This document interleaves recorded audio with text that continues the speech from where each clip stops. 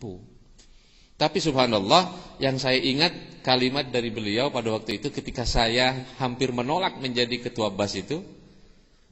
Kata beliau, Pak Mus, kan saya biasa panggil Pak gitu, Pak Mus, saya sarankan terima dengan ikhlas, dengan belajar ikhlas. Allah pasti bantu. Saya kantongin. Saya ingat terus tuh. Saya kantongin. Saya nanya lagi ke guru saya yang satunya, almarhum Pak Kiai Haji Acep Supyani. Kata beliau juga begitu. Pak Mus, saya siap membantu. Terima dengan ikhlas. Ya akhirnya dua guru ini saya kantongin. Ya kalau ada masalah saya datang aja ke beliau. Tapi subhanallah, ternyata memang benar apa yang dijanjikan Allah. Kalau kita sudah mujahadah, sudah sungguh-sungguh, ternyata jalan-jalan itu dibuka oleh Allah. Termasuk jalan rizki. Kan tidak mudah membuktikan. Kalau kalimatnya gampang diucapkan ya. Wa may yattaqillaha yaj'al lahu makhraja wa yarzuqhu min haitsu la yahtasib. Gampang kan? Gimana membuktikannya? Nah, buktinya masyarakat Sukabumi mengeluh di mana-mana kekurangan duit, kekurangan dana. Di mana kalau suruh bergerak enggak ada dananya, kan begitu kan? Nah, proses membuktikan kebenaran janji Allah ini sebetulnya yang menjadi tantangan bagi setiap dai. Dan ini dulu yang dialami oleh Rasulullah. Coba kita lihat surat Al-Isra. Itu sejarahnya Nabi dimi'rajkan oleh Allah itu kan latar belakangnya jelas sekali pada ayat 90 itu. Saya nggak bisa membayangkan kalau itu datang misalnya kepada kita sekarang orang-orang kafir ini suruh membuktikan kebenaran janji-janji Allah itu. Kan di situ jelas sekali pada ayat 90 sampai 94 kan jelas. Pertama, Nabi Muhammad didatangi oleh orang kafir ini suruh membuktikan, coba sekarang pancarkan mata air di sini untuk kami. Di tengah padang pasir suruh pancarkan mata air. Satu. Jadi yang aneh-aneh yang diminta. Atau katanya kalau itu enggak bisa, ini kan ada kebun kurma, ada kebun anggur, lalu alirkan di sini air apa tuh? Air sungai. Bayangkan di gurun pasir minta air sungai. Ya orang-orang kafir seperti itu. Yang aneh-aneh yang diminta. Atau kalau tidak, itu minta langit itu diruntuhkan. Orang kafir kan begitu. Ya Nabi diam aja. Pada waktu itu. Atau kalau itu juga enggak, mereka itu minta agar supaya dibangunkan rumah serba dari emas. Kan begitu. Enggak dijawab oleh Nabi. Atau mereka minta lagi, kalau begitu udah datangkan saja langsung Allah dan malaikatnya berhadap-hadapan dengan kami. Ya kan, gimana ini menjawabnya? Atau permintaan terakhir, kalau itu juga enggak, udahlah kamu kata naik aja ke langit deh. Tapi harus turun membawa kitab yang bisa aku baca, yang bisa kami baca. Kalau itu tidak terjadi, sampai kapanpun kami tidak akan pernah mempercayai kamu. Akhirnya yang dikabulkan Allah memang mi'rajnya. Akhirnya Nabi dimi'rajkan oleh Allah itu. Tapi kan tidak turun membawa gumpalan Al-Quran yang sudah utuh sepenuhnya, kan tidak. Karena Al-Quran sudah turun sebelumnya berangsur-angsur. Memang targetnya orang kafir itu ingin menggagalkan agar tidak bisa dijawab oleh Nabi. Kan begitu. Maka terjadilah pada waktu itu yang sudah mulai mau masuk Islam jadi mundur lagi. Yang ragu-ragu jadi kafir lagi. Bahkan yang sudah mulai mau beriman jadi ragu-ragu. Kecuali beberapa sahabat yang langsung sadaqta ya Muhammad. Begitu. Bahkan sekarang sama. Kalau kita sebagai seorang dai lalu datang orang yang ragu-ragu suruh membuktikan kebenaran apa yang kita ucapkan, apa yang bisa kita lakukan? Ini masalahnya. Oleh karenanya Al-Mukarram semua, ya saya ini hanya apalah saking gembiranya ya. Mudah-mudahan sedikit perkenalan saya ini bermanfaat. Dan sepenuhnya sebetulnya apa yang saya sampaikan ini adalah apa yang selama ini saya dapatkan dari beliau. Hanya mungkin ya dengan bahasa saya aja. Ya. Mudah-mudahan dengan pencerahan dan kemudian nanti kita bangkit bersama-sama, saya kira bukan tidak mungkin lah 20 tahun ke depan Indonesia ini tidak lagi seperti ini. Ya. Tidak lagi seperti ini. Kalau menurut hitung-hitungan sih memang butuh 30 tahun katanya. Indonesia ini akan menjadi superpower, negara Islam terbesar di dunia. Ini menurut hasil hitung-hitungan ya, karena sekarang sudah mulai muncul dari Indonesia ini luar biasa orang-orang yang cerdas, hafidh Al-Qur'an yang jumlahnya juga sangat banyak, muncul sekolah-sekolah terpadu. Sekarang anak-anak cerdas Indonesia sudah mulai kelihatan di dunia internasional, muncul dari Indonesia ini. Cuman ini masih tertutup, ya, masih tertutup. Makanya perlu pencerahan. Nah, lalu ya saya mengajak beliau ke Bawean ini, apalah? Karena beliau sedang mencari, saya pun mencari.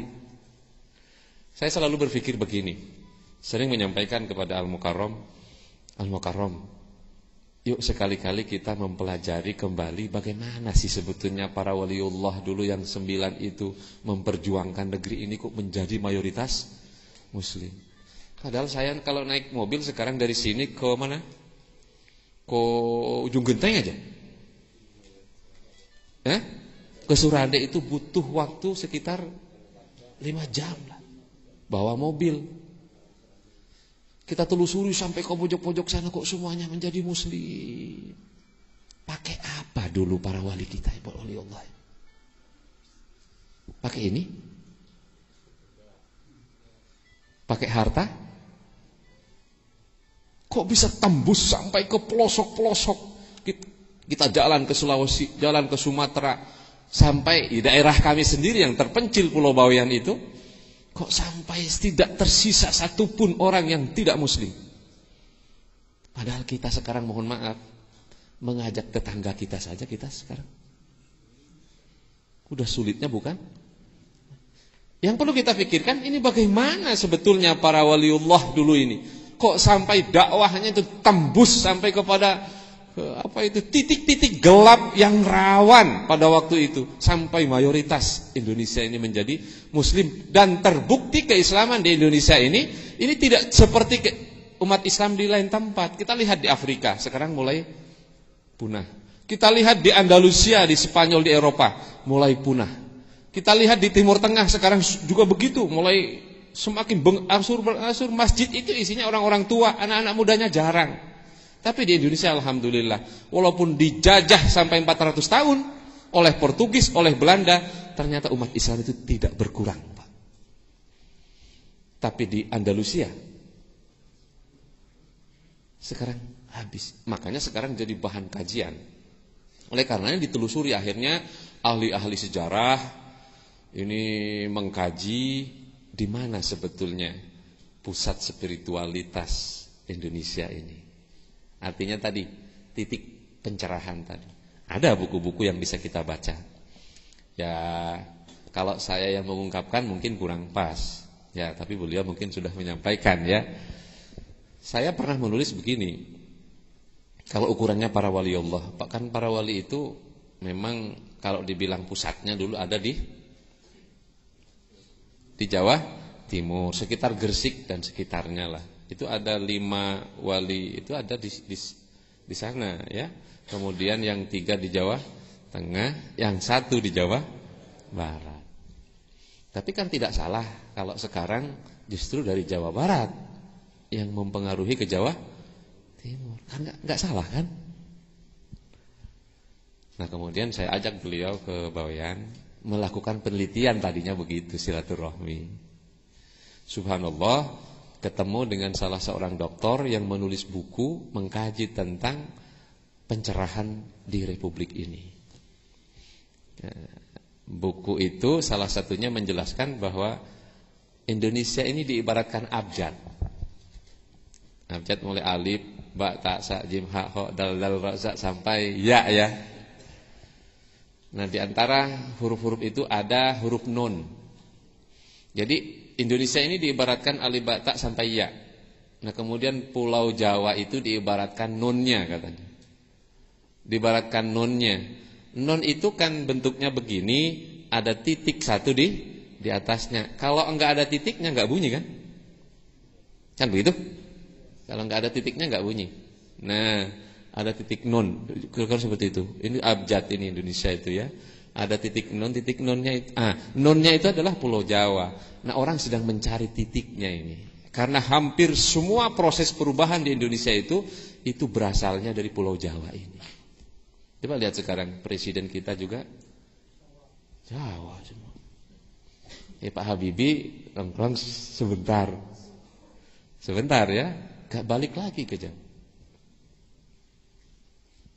Kemudian yang memimpin Nahdlatul Ulama Jawa. Kemudian memimpin Muhammadiyah sekarang?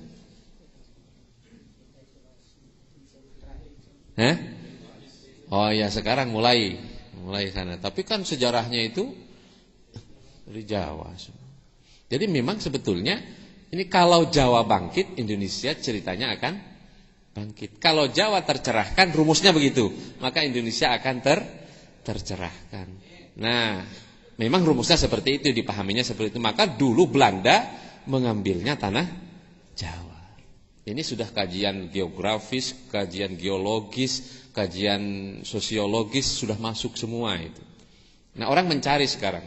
Kalau Jawa itu adalah nun, maka orang sedang mencari titiknya. Di dalam buku yang ditulis oleh salah seorang doktor itu, ternyata dari hasil penelitian katanya ya, yang namanya juga penelitian, bisa dipercaya bisa enggak. Ya, tapi nanti mungkin zaman akan membuktikan. Jadi ternyata ini hasil analisa itu yang disebut titik nunnya itu ternyata yang disebut itu adalah Pulau Bawean itu. Maka saya ajak ke sana beliau untuk melihat titik nun itu. Saya menyebutnya cekungan spiritualitas. Saya menyebutnya cekungan spiritualitas. Saya sebetulnya belum pernah membaca buku itu, cuman saya nulis saja. Ini ada cekungan spiritualitas di Indonesia ini yang akan menjadi pusat perubahan secara spiritual yang akan mempengaruhi republik ini. Ya, ini tapi mencari di mana ini? Ya, saya beranikan diri ternyata ketemu dengan buku itu ya. Nah, Bapak-bapak, ya tidak disebut abjad kalau tidak ada nunnya ya. Dan tidak disebut nun kalau tidak ada titiknya. Maka penting kiranya untuk menggali kembali sebetulnya gimana pengaruh. Setelah saya lihat ternyata dalam sejarah benar, hampir semua para wali itu pernah ditempa di Pulau Bawean katanya. Ya, begitu. Tapi karena saya orang Bawean yang bercerita agak kurang mengena ini ya. Tapi saya sendiri sudah lama tidak tinggal di Bawean. Ya, suatu saat mungkin nanti akan kita buktikan lah. Dan Pulau orang Bawean itu memang sampai sekarang punya pusaka. Pusakanya itu melekat betul. Pusaka yang pertama adalah Al-Quran. Makanya Bapak-bapak jangan heran ya, di mana-mana orang Bawean itu biasanya dekat masjid. Kemudian jadi imam masjid. Kalau Bapak pergi ke Bandung, masjid besar itu ada orang Bawean di situ. Sekarang almarhum Bapak Kasim Gifari. Itu orang Bawean tuh, jadi imam besarnya. Bapak keliling ke Jawa, ke Madiun, kemana, masjid-masjid besar itu selalu ada orang, masjid raya selalu ada orang Bawean. Bapak pergi ke Mekah, salah satu imam besar di Mekah itu adalah orang Bawean. Dan memang sudah dicetak seperti itu. Ya, pusakanya satu Quran, kemudian yang kedua adalah Al-Hadis. Kemudian pusaka yang ketiga disederhanakan ini, kitab paling sederhana itu Safina. Ya, Sulam dan Safina itu pusaka. Kemudian yang terakhir yang disepakati sebagai kitab budaya sejarah adalah Barzanji.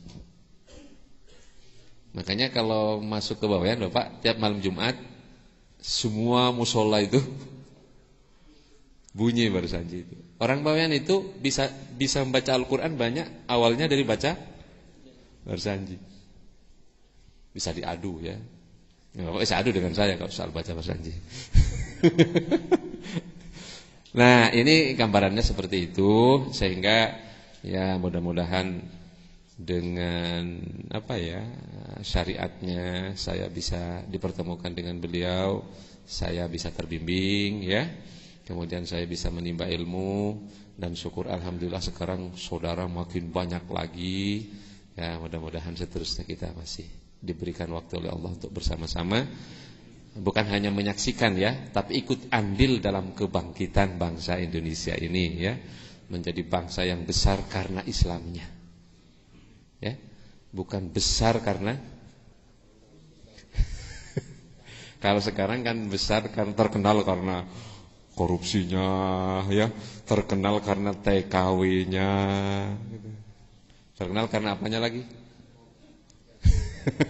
Nah, utangnya.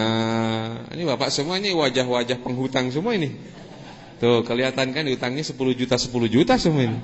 Kelihatan nih. Jadi nah, kita berharap nanti tanda-tandanya adalah keberhasilan zakat. Kalau zakat sudah eksis, insyaallah nanti bangsa Indonesia ini tidak akan kesulitan dana lagi. Kita sudah buktikan di Sukabumi, walaupun masih sedikit, tapi ini sudah bisa berbuat ya. Sudah bisa berbuat. Seperti kita akan bangun 1250 rumah kaum duafa, ini bisa dilakukan ternyata dengan dana zakat itu. Nah, kalau setiap daerah bisa begitu nanti selesai. Karena harta zakat ini harta yang tidak pernah habis-habisnya. Ya, sekarang keluar, nanti tahun depan datang lagi lebih banyak. Dikeluarkan, datang lagi lebih banyak, begitu. Dan inilah harta yang dijanjikan Allah keberkahannya. Ya? Oh iya, ini kan kita gunakan itu seperti misalnya sekarang. Alhamdulillah anak-anak kita yang di Mardiwaluya itu ya. Di sini ada pesantren Mardiwaluya, Pak ya. Di kota itu. Itu anak-anak kita dari selatan yang diambil ke situ. Dipesantrenkan 6 tahun. Anak-anak kita itu. Tapi alhamdulillah dengan dana zakat ini sekarang semuanya bisa di stop dan dipindahkan ke pesantren. Dikembalikan lagi ke pesantren-pesantren Islam. Kemarin dari Tegal Bulet wilayah selatan sana, ini juga diangkut ke Cianjur, Pak. Setiap tahun 10, 15 dipesantrenkan di Mardiyuwana. Sendalnya, sarungnya, bajunya, celana dalamnya, odolnya, sabunnya, makannya, semuanya dibiayai dengan gratis oleh mereka. Kira-kira 6 tahun jadi apa anak itu? Tapi alhamdulillah dengan dana zakat ini sekarang bisa di stop. Subhanallah. Dulu sebelum punya dana, ya kita nggak bisa berbuat. Kalau sekarang ada yang begitu, saya bisa perintah, hentikan. Gitu. Karena ada duit. Nah gitu ya. Kalau duitnya kagak ada, gimana ngomongnya? Ya. Nah inilah, mari kita bersama-sama mensukseskan ini. Dan saya kira ke depan mungkin program seperti ini harus menjadi prioritas dalam pembiayaan. Seharusnya begitu ya. Tapi ini memang perlu ada langkah-langkah secara baik syar'inya dijelaskan, maksudnya dicerahkan dulu ya, maupun secara manajemen ini memang nanti juga perlu ada pendekatan-pendekatan. Insyaallah Bapak-bapak al-mukarram semua, saya kira mungkin dari saya sebagai bentuk kegembiraan ya sampai di sini saja. Tadinya hanya 5 menit tapi karena senang jadi tapi saya niat insyaallah malam minggu aja kan saya mungkin full di sinilah. Jadi untuk malam ini saya belum bisa full karena saya juga besok subuh ada tugas. Kemudian sehari besok ada kegiatan bersama guru-guru TPQ. Begitu juga hari minggunya. Sehingga mohon maaf, saya mestinya tadi malam juga sudah di sini, tidak bisa. Tapi saya niat malam Ahad lah insyaallah akan bersama-sama di sini ya. Jadi terima kasih Al-Mukarram waktunya. Mohon maaf atas kekurangan. Saya akhiri subhanakallahumma bihamdika asyhadu an la ilaha illa anta astaghfiruka wa atubu ilaik. Astaghfirullahaladzim, astaghfirullahaladzim. Assalamualaikum warahmatullahi wabarakatuh. Alhamdulillah, sekapur sirih dari Kang Mus mendorong kita semua. Ini tadi ada gambar Pak Mus dengan Pak Aceng dan Profesor Dr. Didin Hafidudin Ketua Basnas ketika mendapatkan penghargaan dari Menteri Agama, dari Basnas melalui Menteri Agama, disaksikan oleh Bapak Presiden di Hotel Bidakara. Itu reward pertama. Penghargaan kedua langsung beliau dan kawan-kawan dipanggil ke Istana Negara. Jadi Sukabumi salah satu pengelola terbaik nasional zakat. Silakan mau tepuk tangan boleh. Angka yang direkrut tertulis baru 10 miliar per tahun. Potensi zakat di Kabupaten Sukabumi 500 miliar. Uangnya ada di masyarakat. Ini Pak. Jadi hikam itu lain jadi mustahik zakat. Pribadi orang hikam adalah muzaki dan pribadi orang hikam adalah mujahid zakat. Penggerak zakat. Siap. Ilmunya nanti dari Kang Mus. Makasih Kang Mus, silakan. Ya, bangga. Ya. Saya menyebut beliau sebagai utusan Sunan Gresik ke Sukabumi. Dan alhamdulillah nyambung betul. Siapa tahu dimulai dari kegiatan kita yang sederhana ini tadi timbul pencerahan. Pencerahan yang seimbang antara fikir zikir. Pikir saja dari dulu juga sudah hebat, dikirna kurang.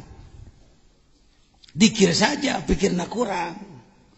Juga tidak menghasilkan buah. Ulul albab adalah fikir dan zikir. Ulul albab. Amin. Baik, tadi sudah masuk kepada hikmah yang ke-13. Kalau merasa dingin boleh ditutup pintu belakang Pak. Kalau merasa dingin. Masalah tadi sudah masuk. Sekarang ke-14. Yang ini. Hikmahnya yang mana? Sekarang kita masuk pada hikmah ke-14. Ke-13 tadi sudah kemana?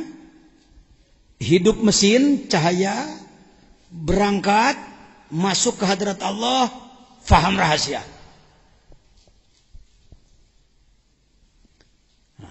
Menyambung paham rahasia, hikmah ke-14. Apa sih? Yang ada saja di sini, karpet, keramik, beton, dinding, kusen, kaca, keluar, batu, tanah, pohon. Naik ke atas awan, naik ke atas lagi bintang, bulan, matahari. Itu sering disebut kainat, kauniyat atau kaun. Ya. Di sini ada kaun nggak Pak? Mana kaun pertama? Diri sendiri. Tong wakan nuduh tangkal jamu diri orang heul. Ini kaun. Kaunnya juga terbagi-bagi, kaun sebelah atas, kaun sebelah tengah, kaun sebelah bawah.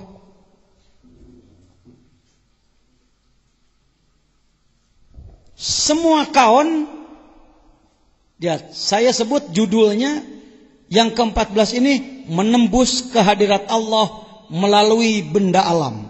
Tolong diulang.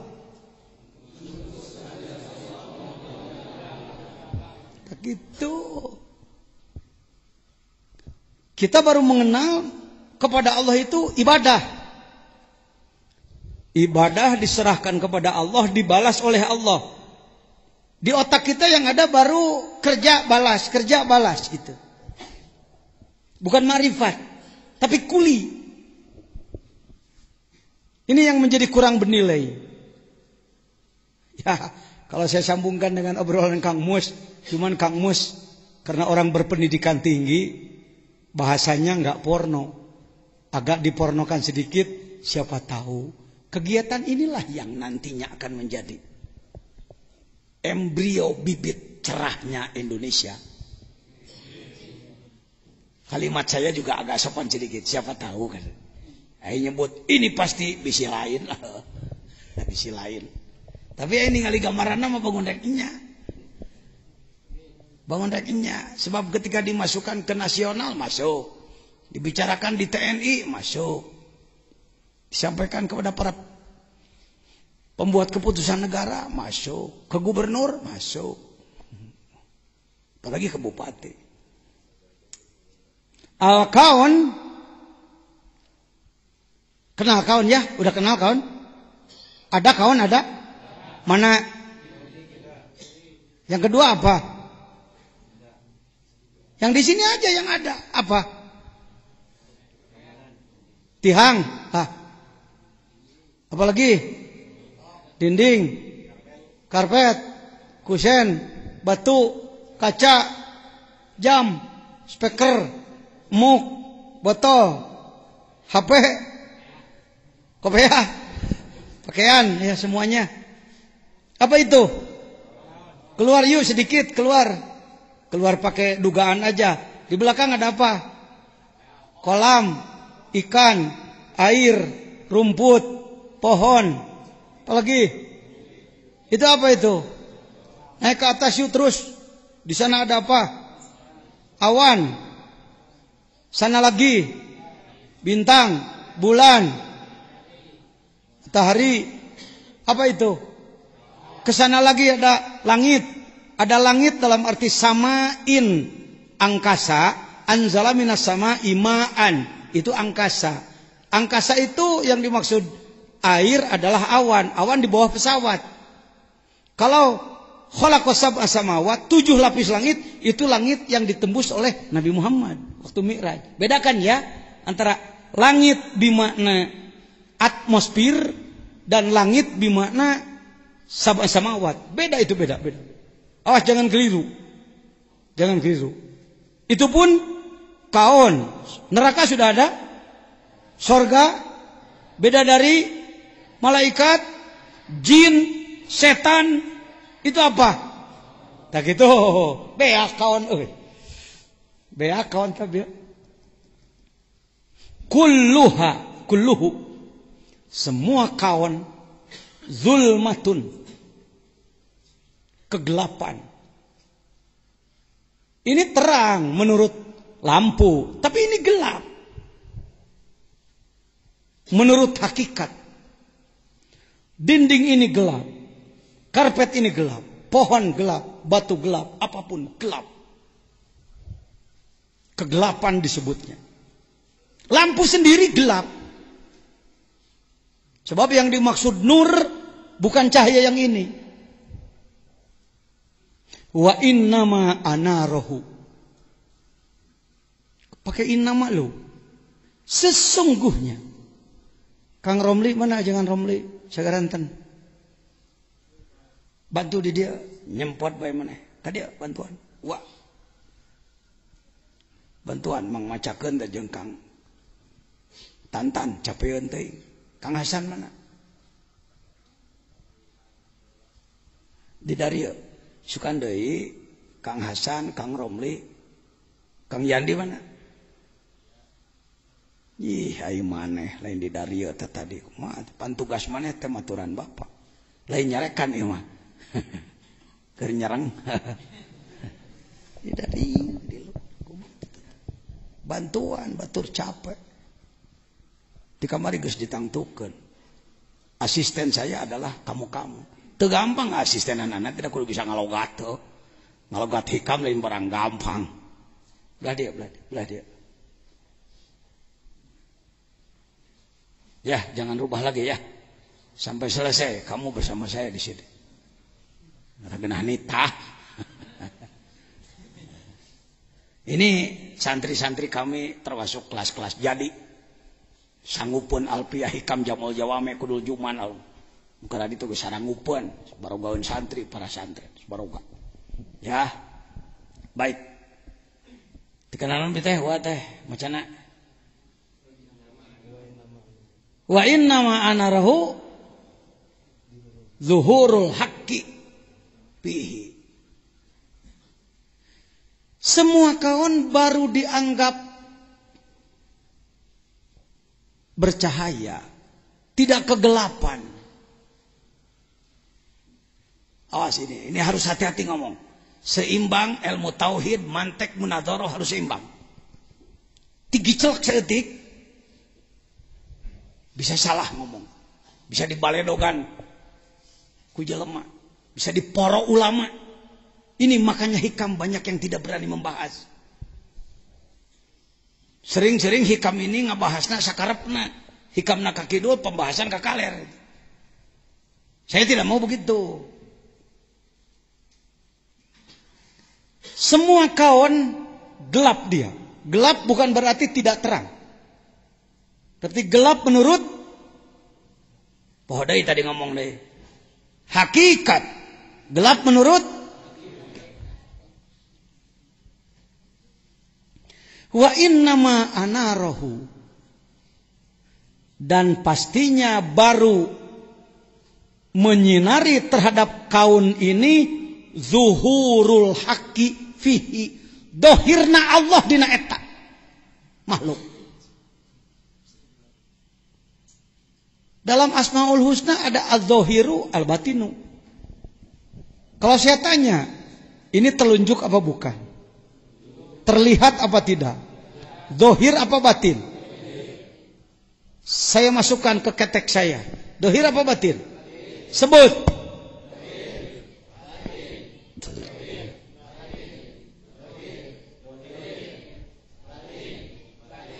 Hebat. Kalau dohir tidak batin. Kalau batin. Kalau batin.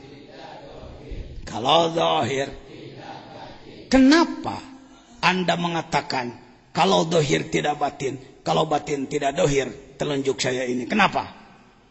Karena ini makhluk.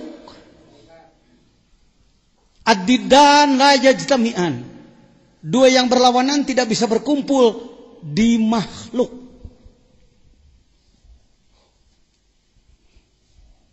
Laisa kamitslihi syai'. Khalik tidak seperti makhluk. Allah tidak seperti makhluk. Allah terlihat enggak dengan mata ini? Dohir apa batin? Batin. Yakin Allah batin? Yakin? Yakin Allah batin? Dohir tidak? Dohir tidak? Apakah terlihat oleh mata saudara? Kunaon atuh makin disebut dohir? Dohir menurut basiroh. Ngomong. Ini bukan pekerjaan mudah ini, menjelaskan ini. Sebab saya ingin Anda jadi orang arif billah. Marifat. Oh. Jadi Allah itu dohir batin. Dohir batin. Berlawanan tidak dohir dan batin? Bisakah yang berlawanan bersatu? Pada siapa? Az-zahiru al. Yang disebutkan melihat Allah lain neuleuh ku mata ieu. Bukan melihat Allah ngaburinya ngolepat. Ini yang jadi fitnah di kalangan torikot, di kalangan tasawuf. Sudah saya contohkan tadi siang. Si Ujang boga pamajikan ngaranna teh si Iis nyieun taplak dijieun tina benang uwo si Iis maot ti heula. Si Ujang melihat taplak. Apa kata si Ujang? Mama. Gahe Iis hek mama hek. Kata si Ujang. Kata anaknya, Bapak gila iya. Karena taplak disebut Mama. Siapa yang salah? Tidak ada yang salah. Karena kalau si anak melihat taplak ya taplak. Tapi kalau bapaknya melihat taplak, ingat yang membuatnya, yaitu maka dia sebut Iis, mama. Tiang ini dari beton. Beton itu dari apa aja? Semen. Besi itu dari apa? Dari biji besi, pasir biji besi. Biji besi adanya di mana? Dari tanah. Tanah dari apa? Nur Muhammad. Jangan ragu-ragu. Kelompok saudara kita yang pengikut Wahabi, dia menganggap Nur Muhammad adalah syirik. Silakan saja, silakan saja. Saya tidak akan terpengaruh. Bicara Wahabi adalah bicara Inggris. Bicara Inggris adalah bicara the seven pillar of wisdom. Bagaimana kerjasama antara Inggris bersama pemberontak di Arab. Nih, seven pillars of wisdom. The triumph. Siapa dia?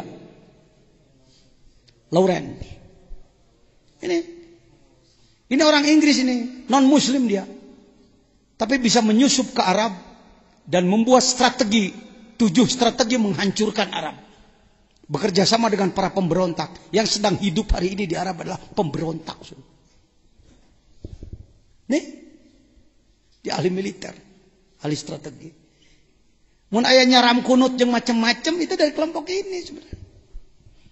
Sejuta kali nganggap bener make Quran, make hadis, gar saya mau terpengaruh, aing mah nyaho mimitina karuhun sia.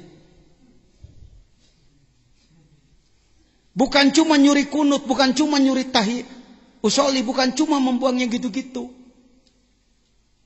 Seperti lah apa jajan kiai besar kok mempersoalkan soal kunut. Kunut menurut Anda mungkin cuma urusan kecil, tapi saya mau nanya, berapa harga bendera? Berapa harga bendera? Nu sedeng 20.000 perak. Ketika Anda ada dalam sebuah tanah benderanya merah putih, Anda membangun di situ. Bendera Anda dicabut oleh orang lain, Anda marah atau tidak? Tapi 20.000 kudu ngambek, lain bendera na taneuhna. Kunut itu kunut itu bendera. Orang yang meninggalkan kunut bukan karena ikut madhab Hanafi, tetapi karena anti dia pengikut Wahabi, dia adalah sedang membongkar Islam. Dia buang kewalian, dia buang yang sebutkan tarekat, dia buang tasawuf dan lain-lain. Nih kitab Sejarah Berdarah Sekte Salafi Wahabi. Bukan hanya membuang kunut, membunuh ratusan ribu umat Islam, termasuk menggorok berapa ribu ulama yang tidak mau sepaham dengan ini. Karena ini konspirasi, bekerja sama dengan luar Islam.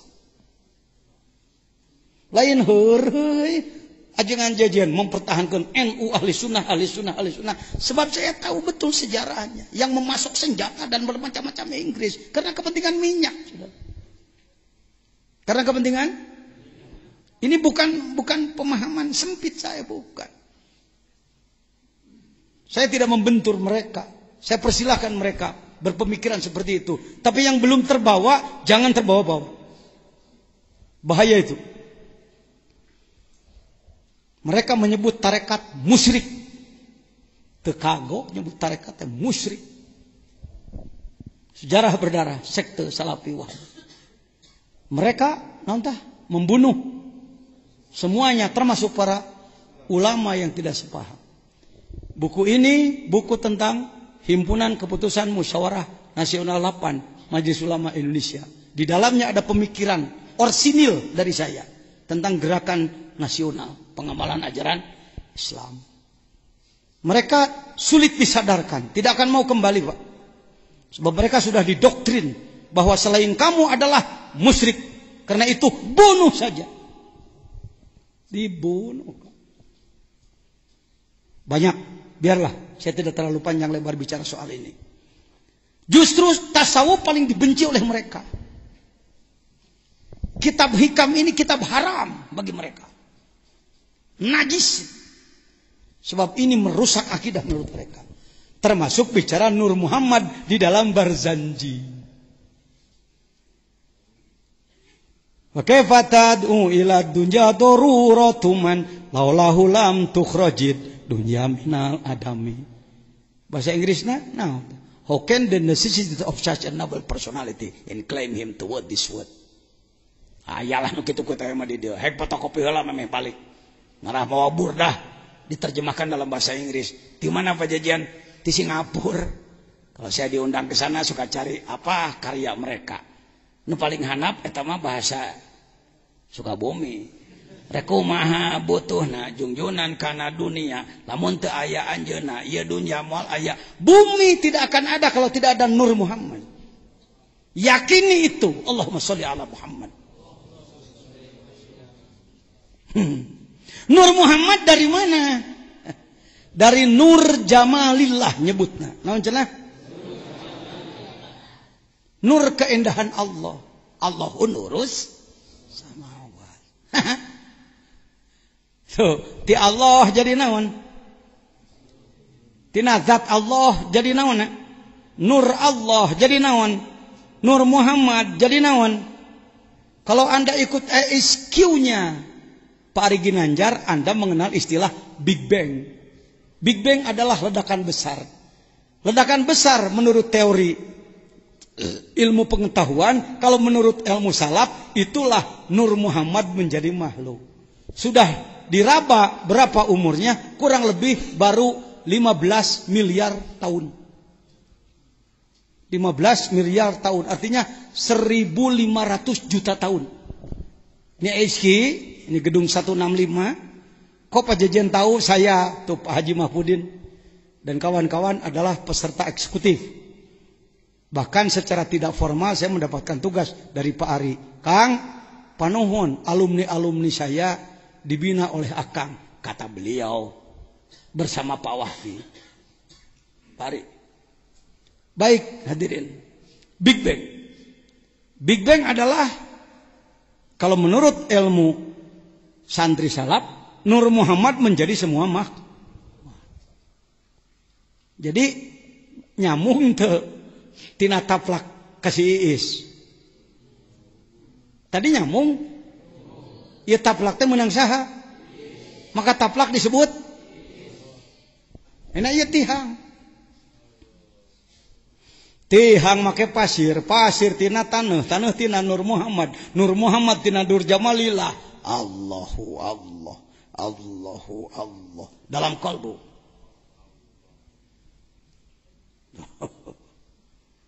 Tihang make besi, besi tina pasir besi, pasir besi tina taneuh, taneuh tina Nur Muhammad, Nur Muhammad tina Nur Jamalillah. Allahu Allah.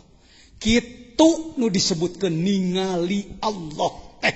Kitu nu disebutkeun dohirna Allah teh.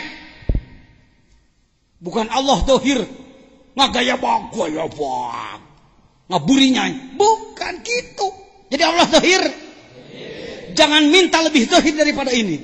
Bagaimana yang disebutkan Allah dohir? Kia. Cukup. Jangan minta lebih. Saya ulang. Allah dohir. Mana buktinya dohir? Tak gitu. Kalau ditanya bagaimana dohirnya Allah? Begini. Begini. Ini dohirnya Allah. Jangan minta lebih dari ini. Minta ledakan. Bisa cara Yahudi. Bani Israel. Mana Allah teh yang nanya buledak. Paeh. Sekali paeh 70.000, pantai teh holok, holok jelema. Jangan minta lebih dari ini, cukup dari ini, sudah cukup. Cek Allah, geus dibelen ku aing. Mata fi khalqillahi min tafawut, tidak ada tafawut, sudah tertib. Bebenangan ya balik tina grog. Geus bisa nenyo naon maneh teh ayeuna mah euy. Teu wani ngomong sia kadek-dek. Tong ragu-ragu hareupeun rois cu. Penanggung jawab lembaga bidang ini saya. Pakai jabatan, bukan sedang sombong. Sedang bertanggung jawab. Mulai nu nyalahkeun sadunya ngomong kieu. Sandra nyalahkeun. Saya perumus nasional. Nu ngarumuskeun di Pekalongan ieu jelemana. Wah. Hayo he iraha Allah rek dohir, pukung geus. Ulah jadi jelema tolol. Segini ini sudah dohir. Sudah cukup segini. Cek Allah, syukur jejen. Hong cek urang bakeko. Gusti kapangi eta, Gusti kapangi cek malaikat. Oh. Kalau pakai bahasa beloon. Hayo henenangan pangeran menang eleh ku Bilal. Mana Tuhanmu Ahad? Jabret Ahad.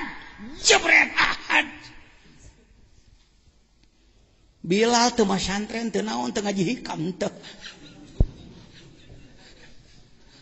Alumni Abu Sofyan, alumni Abu Jahal, alumni kafir gerot logojo. Boga iman bangsa kitu ai urang Islam ti orok ngamang keneh wae. Amin. Kaifa yasruku isal kawan kulluhu dulma. Semua kawan dulma. Gelap. Air gelap segalanya gelap. Wa inna ma anarahu zuhurul haqqi fihi eta eces. Baru dianggap dia bercahaya dengan nur Allah. Kalau Anda tahu dohir al-haq Allah. Teu kudu dohir bijil ngelol kikuk. Tidak harus keluar cahaya, bukan, sudah cukup. Seperti melihat taplak alias melihat sis. Lain taplak teh sis, bujuran tuh. Taplak mah taplak we. Paham ya? Awas hati-hati, ini akidah yang benar. Mun akidah teu kieu teu bener geus gitu. Tegas saja. Kumaha deui atuh benerna. Kira-kira pendengar sulit menerima omongan dari saudara, tong ngomong nu kieu. Kumaha atuh? Anda saja merasakan keberadaan Allah. Rasakan oleh diri sendiri. Ngomong ngeus ngarasakeun encan, ini yang repot. Ya, rasakan dulu oleh sendiri. Jangan banyak ngomong di depan orang. Tungtungna ngomong beuki akhlak teu ecereug. Orang yang sudah menembus ini akan berupaya memperbaiki akhlak. Saya orang yang belum berakhlak baik, tapi minimal jelema goreng aku goreng aja. Urang gitu yuk. Paman ro'al kaona. Siapa orang yang melihat kawan? Apakah saudara melihat kawan? Adakah kawan pada diri Anda? Mana? Aya kawan aya? Tihang kawan, tanggal jagong, sirsak, tanggal duren, jukut, paman roal kawan, mata orang neuleuh kawan. Walam yashhadhu fihi. Tapi dia tidak menyaksikan Allah di dalam kawan itu. Au indahu bisa didinya gigireunana atuh. Ao qoblahu bisit teh nyaho gigireunana memehna atuh cara tadi dipopai kana Nur Muhammad. Can ka hati keneh ao badahu atuh. Atawa ieu teh engke teh rajep poe kiamat balik deui les. Balik ke aslina. Faqad awazahu wujudul anwar. Wujuda. Wujudul anwar. Tak kitu ucu bantuan abah kumaneh nya. Dipengparkeun tina ayana cahaya wa hujibat anhu syumusul ma'arif. Ia terhalang, tidak mendapatkan matahari ma'rifat. Bisah bil asar, terhalang ku mega tatapakan, terhalang ku mega makhluk. Kitu wa ma khalaqtul jinna wal insa illa cing kapangih Gusti. Sakitu teh geus kapangih, geus. Maneh geus tembus pandang. Geus ru'yatullah itu. Sudah melihat Allah itu. Kitabnya Sirul Asrar Syekh Abdul Qadir Jailani ada bab khusus ru'yatullah. Melihat Allah. Tong ragu-ragu. Si ragu-ragu sok debat saya. Tidak sisi mana Anda mereka debatkan. Geus tarima. Tinggal ngarasakeun. Temuskeun. Tembus ke dalam kalbu menjadi akhlak. Ingat aturan. Cek Allah kudu kieu, cek Allah ulah kieu, cek Allah kudu kieu. Itu bukti orang makrifat, bukan sekedar pengetahuan makrifat, tetapi kelakuan keluar tina syariat, zindik dia. Zindik dia, aliran sesat dia, harus dibubarkan dia. Siapa yang membubarkan? Pakem atas fatwa Pak Jejen sebagai penanggung jawab, sebagai Rais Jamiah Thariqah, sebagai ketua umum Majelis Ulama kalau di Sukabumi. Alhamdulillah. Aduh, tas ucing-ucingan capek euy. Tas susumputan. Hong tah hong. Bakekok tah. Menembus kehadirat Allah melalui benda-benda alam. Kalimat inti al-kaun makhluk. Dulmah gelap yakni tertutup tidak tembus kepada Allah. Zuhurul haq, dohirnya Allah. Mata zuhir melihat alam. Mata batin tembus kepada Allah, kurang mata tak ngomong teh. Mata batin tembus kepada Allah atau batin tembus kepada Allah, begitu maksudnya. Hujibat terhalang. Masalah seorang salik sering mengalami kesulitan menembuskan pandangan dohir ketika melihat alam, macet di makhluk, tidak tembus kepada Allah. Lain kudune nyongogayobog langit muka. Mega langit, imah lalungitan atau kalian jeung maneh halungit teh. Lior ngadadaku perkara anu hararese. Enak kitabnya ada. Mau apa lagi? Di sini pentingnya Anda merapat kepada Nahdlatul Ulama. Di Al-Azhar tarekat tong jauh TNU. Abdi mah henteu aya jeung NU mah tapi sareng MUI, hampura MUI ge nu kieu mah nanyakeunana ka NU. Tiap-tiap lembaga MUI komplit jeung ahli marifat henteu.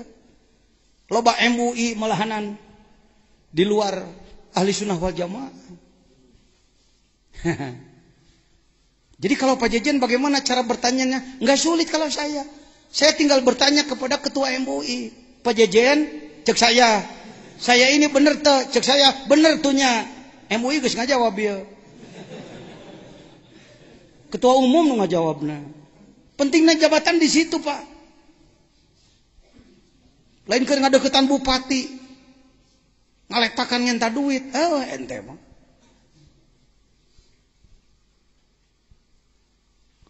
Kalau MUI sudah begitu bagaimana NU? Saya tinggal datang kepada Syuriah NU Jawa Barat. Tidak sulit-sulit, saya datang saja kepada saya. Pak Jejen sebagai wakil Rais NU Jawa Barat bertanya bagaimana tentang amalan kami. Benar, saudara benar, muktabaroh, beres. Wong nanyanya saya, Raisnya saya. Hayo ente malah di tiap kabupaten racak ku ente. Maju Anda jadi pengurus maju. Jadi saya mah teu hayang jabatan, da eueuh nu milih ha. Teu hayang eueuh nu milih mah teu laku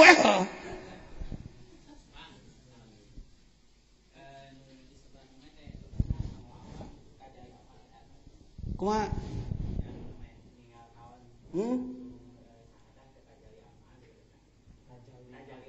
Bisa. Tajali apa? Tajali sifat bisa. Da.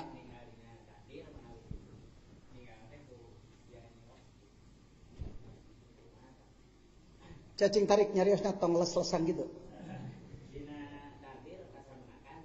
Dina kumaha?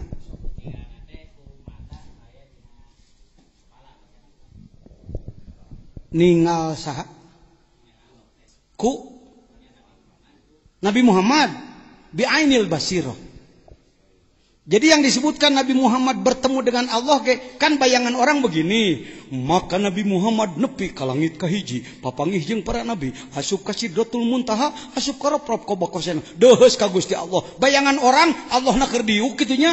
Nabi Muhammad silapan hareupeun kitu. Itu bayangan orang. Gusti abdi dugi, capek abdi teh hoyong ngaleut Gusti. Cek Gusti nginum heula we gitu. Bayangan orang seperti itu karena memang para ulama enggak berani menjelaskan. Jelaskanlah setelah ke Sidrah Muntaha masuk ke alam lahut, Jibril tertinggal. Kenapa Jibril tertinggal? Karena Jibril diciptakan dari nur Jabarut. Jibril enggak berani masuk ke lahut. Kalau Jibril lebat atuh ka dieu, lau adkhaltu khinsiri lah taroktu. Kalau aku masuk ke situ, hancurlah aku. Yang boleh masuk ke situ ke hadrat Allah hanya insan, manusia. Jadi insan lebih daripada Jibril sebenarnya. Malaikat teh pelayan tahu.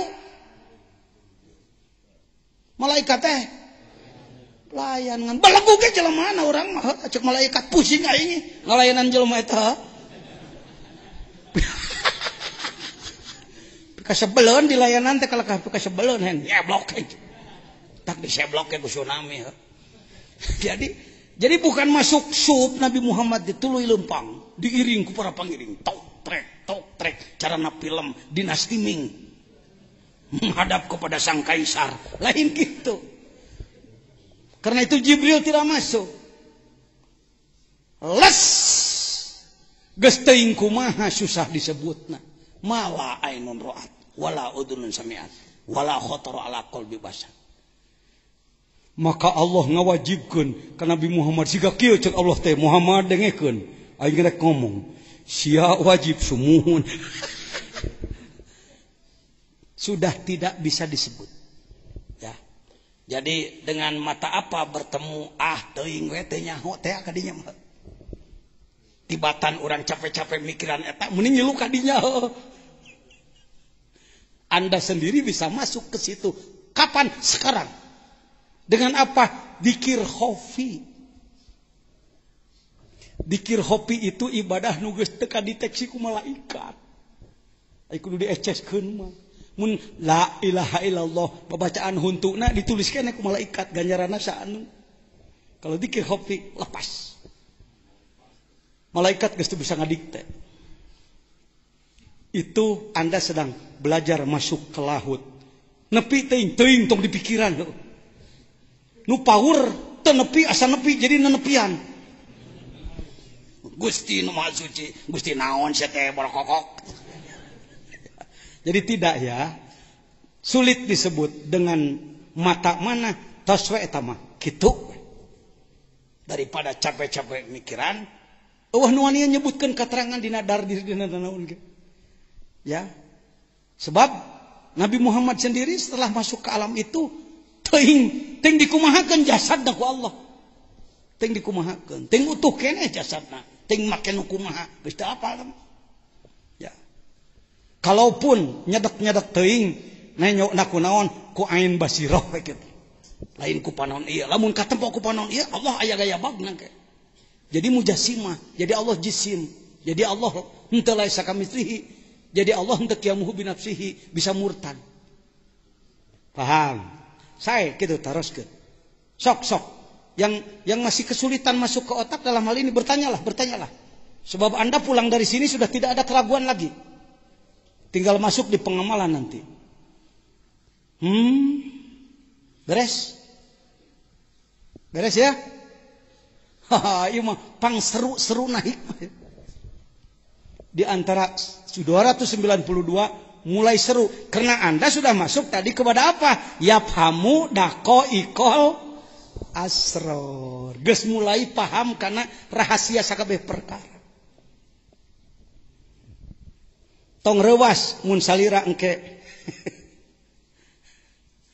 Arek kakulah dere dikir salira teh lauk teh ngaronyo. Aya lauk nu sok ngaranyok teh apa Agus eta mah beda deui sok ngaranyok pengobatan mah. Ya. terapi eta mah da najan ka jelema belegung ngaronyok semua. Ieu mah lauk ngaronyok, lauk. Tong loba omong, heuy teh nyawa urang geus hebat, eta ulah kitu. Biasa-biasa. Tong heran mun salira. Kalau ngukur hakikat diri kita, Pak, sebenarnya enggak sulit, Pak. Ada ayam yang beranak. Kalau ayam beranak didekati orang, bagaimana sikapnya? Ngabintih.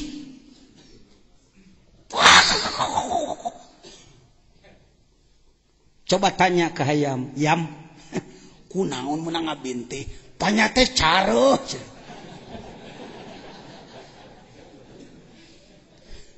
Ayam, kenapa kamu menyerang kami? Mungkin kata ayam, aku kira musang. Tandanya kita belum jadi manusia, tapi dibintihkan ayam. Ini tes ke sini untuk ngetes siapa Anda, tanya kena ke ayam. Jadi murid ayam di nama. Tadi murid naon? Ayeuna nama handeuh murid naon? Allahu Akbar.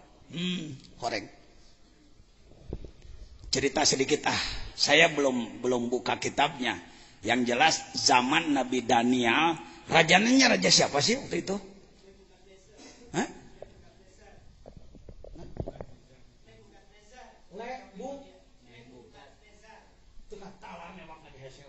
Haluslah. Nebu. Ya. Gitu lah. Nanyakeun itu nya hometenya. Tetanggaan atau orang Jawa, pinter budak. Getol. Nebu kat. Oh, Babylon. Biasa kelompok Babylon berarti yang dulunya Dakyanus ya. Dakyanus dengan Ashabul Kahfi. Ya, ini Nebu kat Nezar. Dia sama dengan Firaun. Setiap orang yang tidak mempertuhan dirinya, dia bunuh. Cara membunuhnya punya cara tersendiri, yaitu diadukan, diparabkan, kasih ngalapar. Jadi gladiator kalau begitu? Ya semacam gladiator. Ditonton oleh orang banyak, lalu sang raja sorak-sorei, orang sorak-sorei, lain khawatir nih batur digegewek dihakan singa teh kalkah atoh, itu budaya. Daniel tidak mau beriman pada Raja Dolim yang mengaku Tuhan. Sinubieu teh ngaranna teh. Ya. Tulis gerak, ngarah ka baca ku sararea. Da ana mah can maca macam-macam. Tong sok maksakeun da lain Tuhan. Tak kade jadi kiai langsung mung dibejaan batur. Karena itu judulnya saya bukan guru kan gitu. Berikan masukan. Tapi ai lalakonna mah bangunnya hoken anak, hoken bae. Da ana maca kitabna. Daniel dipanggil. Ting make speaker kumaha tah tahu. Perhatian. Pembunuhan melalui dimakan singa akan segera dimulai. Ya.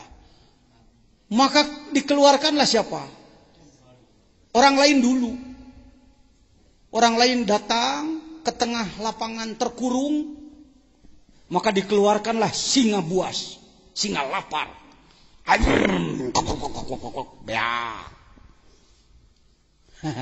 Daniel datang. Orang sorak-sorai, ini musuh utama akan habis pada malam ini. Dikeluarkanlah singa lapar. Jauh keneh geus hormat singa, kos asup ka karaton Jogja. Begitu dekat kepada Daniel, dia merunduk. Hormat kepada Nabi Daniel. Hadirin tercengang, sorak-sorai terhenti. Sang raja marah-marah. Goblok singa sia, hakan. Cek singa teu wani ngeluh. Jangan heran, jangankan kepada Nabi, para wali dijaga oleh ular. Kangjeng Maulana Mansur dijaga ku Raden Tempang. Ya. Dia sebenarnya bangsa gaib yang berupa macan. Di makam Raden Jayawiguna tadi Nagrog Kidul, bawana ajengan jajan, biasa sering terlihat macan. Lain macan biasa. Nah, dulur